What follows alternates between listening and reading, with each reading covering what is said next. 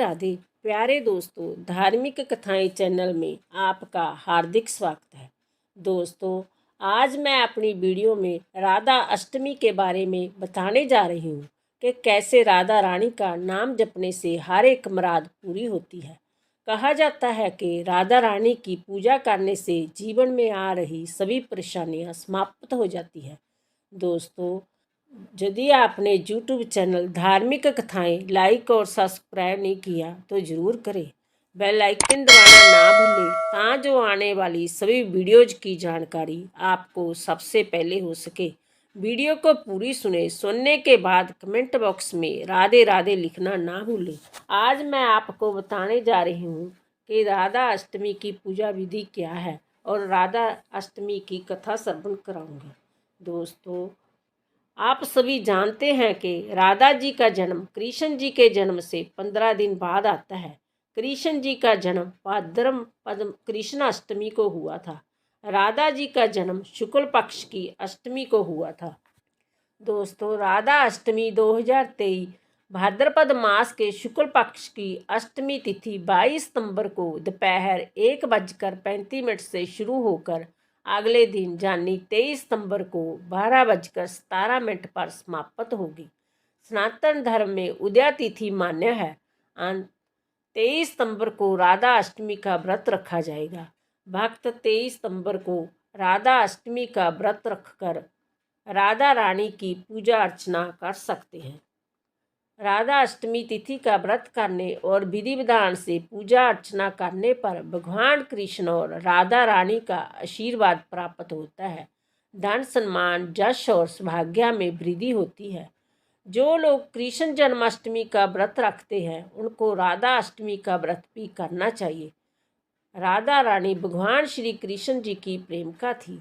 राधा कृष्ण दोनों एक दूसरे को प्रेम करते थे, इसलिए कहा जाता है कि राधा का नाम जपने से भगवान कृष्ण जल्दी प्रसन्न हो जाते हैं।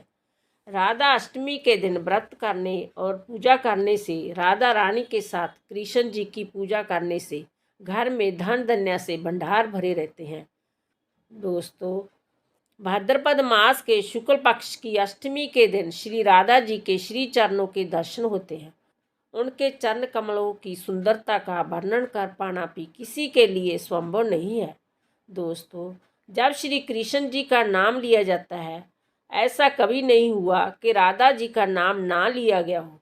श्री कृष्ण को आम भक्त राधे कृष्ण कहकर ही पुकारते हैं, क्योंकि जय दो शब्द जय दो नाम एक दूसरे के लिए ही बने हैं। इनको कोई भी अलग नहीं कर सकता।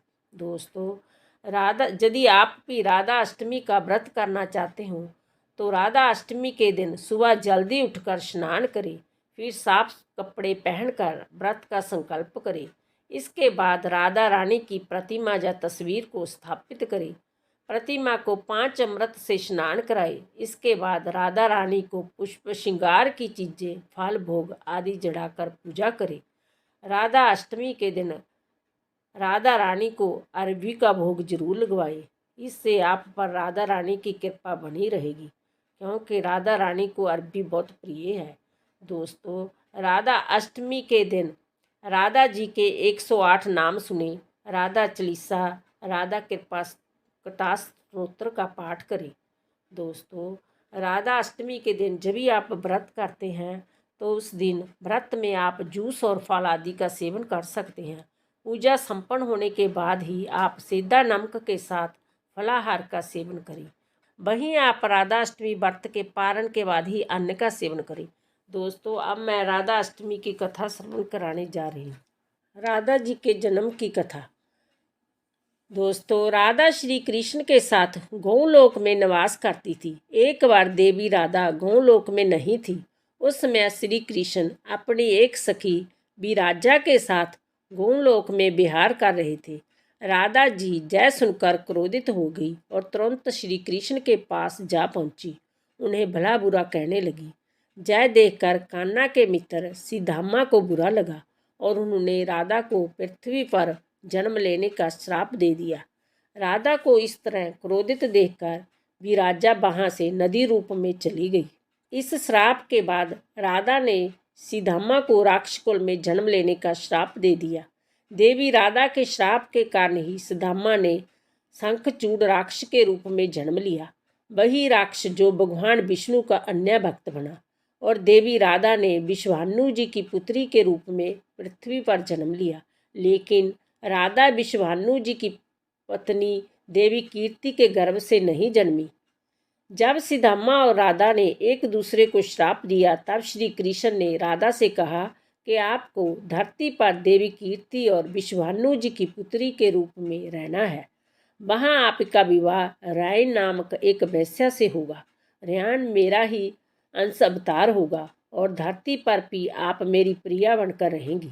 उस रूप में हमें विषों का दर्द सहना होगा। अब आप धरती पर जन्म लेने की तैयारी करें। संसारिक दृष्टि में देवी कीर्ति गर्भवती हुई और उन्हें प्रसव भी हुआ। लेकिन देवी कीर्ति के गर्भ में जोग माया की प्रेरणा से बाजू का प्रवेश हुआ और उन्होंने बाजू को ही जन्म दिया। जब वह प्रसव पीड़ा से गुजर रही थी उसी समय वहाँ देवी राधा कन्या के रूप में प्रकट हो गई। कृष्ण प्रिया राधा रानी के प्रगट उत्सव दिवस पर व्रत रखने से भगवान कृष्ण भी प्रसन्न होते हैं और मनोवांछित फल प्रदान करते हैं। राधा नाम संसार के सभी दुखों को हरने वाला है।